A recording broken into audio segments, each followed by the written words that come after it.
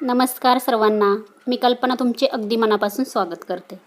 आज आपल्याला वाळवणीचाच एक पदार्थ बनवायचा आहे. हे बघा, खूप छान रव्याचे पापड होतात आणि तोंडामध्ये टाकताच विरघळतात आणि खूप सोपी पद्धत आहे. याला जास्त साहित्य पण लागत नाही आणि चवीला तर खूप छान होतात. सर्वात सोपं म्हणजे रव्याचे पापड. आता इथे तुम्ही बघू शकता, मी अगदी छोट्या आकाराचे बनवलेले आहे. आणि बघा, तेलामध्ये टाकताच खूप छान असे फुलतात. आता फक्त आपल्याला रव्याचं आणि पाण्याचं प्रमाण एकदम परफेक्ट घ्यायचं आहे, म्हणजे आपले पापड खूप छान होतात. आता चला आपण इथे ना थोडेसे मी पापड तुम्हाला पहिले तळून दाखवले. हे बघा, अगदी पांढरे झालेले आहे. आता चला आपण इथे सुरुवात करूया. आता इथे बघा, पापड तळून झालेले आहे.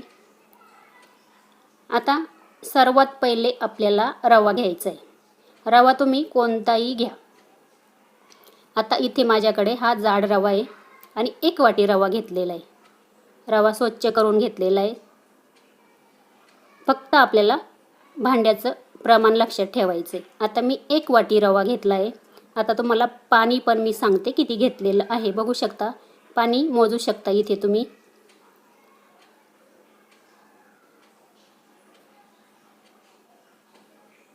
आता इथे बघा, मी बरोबर 1 वाटी रव्यासाठी 8 वाटी पाणी घेतलेलं आहे. हे प्रमाण लक्षात ठेवायचं. हे बघा, इथे मी गॅसवरती पाणी गरम करायला ठेवलेलं आहे. चवीनुसार मीठ घालून घेतलेलं आहे. पावच चमचा आपल्याला फक्त याच्यामध्ये पापडखार घालायचं आहे. आता इथे बघा, पाणी गरम झालेलं आहे. एक हाताने आपल्याला रवा घालायचा आहे, दुसऱ्या हाताने आपल्याला चमच्याने असं ढवळायचं आहे, म्हणजे गाठी वगैरे होती नाही. इथे बघा, उकळी आलेली आहे. गॅस आता मी मीडियम केलेला आहे. आपल्याला आता इथे ना हा रवा शिजवून घ्यायचा आहे. आता तो किती शिजवायचा आहे ते पण तुम्हाला पुढे सांगते. आता 1 वाटी रवा घेतलेला आहे, त्याच्यासाठी आपल्याला फक्त इथे 7 ते 8 मिनिटामध्ये रवा आपला शिजतो. इतका वेळामध्ये आपल्याला परफेक्ट असा रवा शिजून होतो. हे बघा,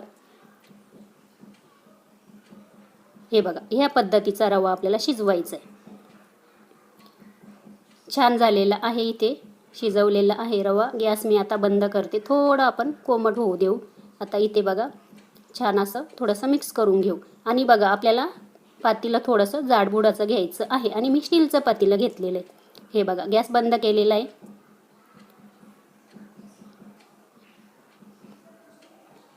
हे बघा, कुठेच गाठी वगैरे होऊ द्यायच्या नाही. चला आता आपण आहे ना पापड प्लॅस्टिकवरती घालूया. आता इथे मी खाली एक कपडा घातलेला आहे आणि त्याच्यावरती एक प्लॅस्टिक ठेवलेलं आहे. बघा, आणि इथे थोडासा हा रवा आहे ना कोमट झालेला आहे. एकदम गरम गरमही नाही घालायचं प्लॅस्टिकवरती.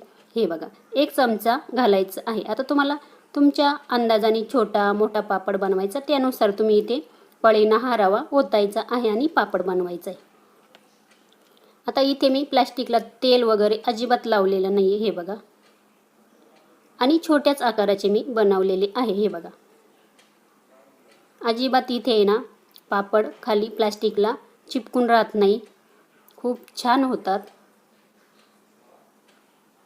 आता ह्या पद्धतीने मी हे पापड घालून घेते याच्यावरती. आणि आपल्याला पापड घातल्यानंतर घरातच मी घातलेले आहे. पूर्ण दिवस आपल्याला त्याला हात लावायचा नाही. अगदी संध्याकाळी किंवा दुसऱ्या दिवशी आपल्याला हे पापड उलटून घ्यायचे. आता इथे जर तुमचा रवा जास्तच घट्ट झाला, अगदी थोडंसं त्याच्यामध्ये गरम पाणी करून घालायचं. आता कसं जास्त जर असलं तर ते थोडंफार घट्ट होतं. त्याच्यामुळे जर घट्ट झाला तर थोडंसं अर्धा ग्लासला पण कमी थोडंसं पाणी गरम करून त्याच्यामध्ये घालू शकता तुम्ही. हे बघा, इथे आता मी ह्याच पद्धतीने छोटे मोठे जसे लागताय तसे मी करून घेते. आणि खूप सोपी पद्धत आहे, खायला खूप छान लागतात.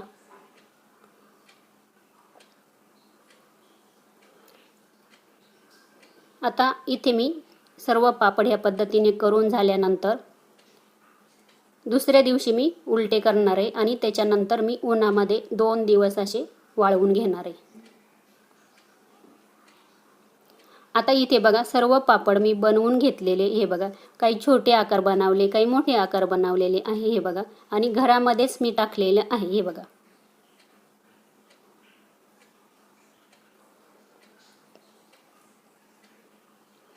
आता इथे बघा 2 दिवस मी पापड छान असे कडकडीत उन्हामध्ये वाळवून घेतलेले. हे बघा ह्या पद्धतीचा पापड झालेला आहे. बघा अजिबात त्याला कडेला चिरा किंवा भेगा वगैरे जातीने खूप छान होतात हे पापड. चला आता आपण पापड तळून बघू. कढईमध्ये तेल गरम करायला ठेवलेलं आहे. आता तेल पण आपल्याला गरम करून घ्यायचं आहे. छान पापड घालायचं. हे बघा खूप छान असा पापड होतो.